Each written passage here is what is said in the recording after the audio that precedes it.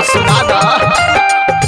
सगरो मोहल्ला में बवाल भइल बा, सगरो मोहल्ला में बवाल भइल बा हो तो है गजरा लगावल जीव के। आय हाय हाय रे हो तो है गजरा लगावल जीव के काल भइल बा हो तो है गजरा लगावल जीव के।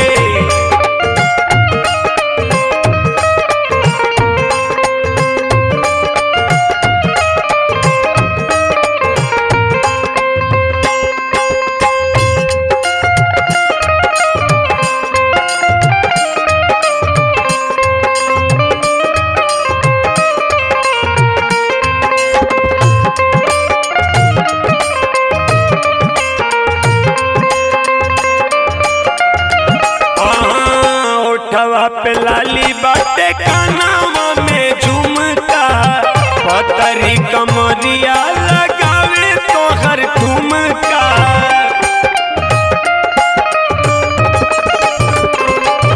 ओठवा पे लाली बाटे कानवा में झुमका, पतरी कमरिया लगावे तोहर ठुमका।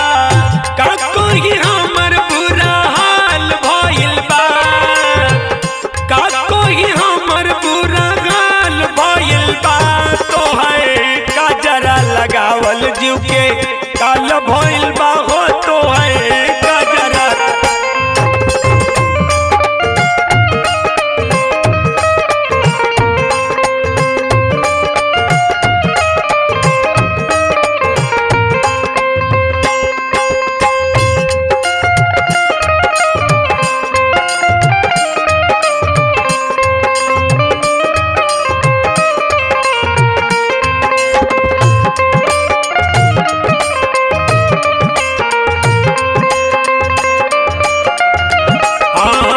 शिवम सुहाना तोहर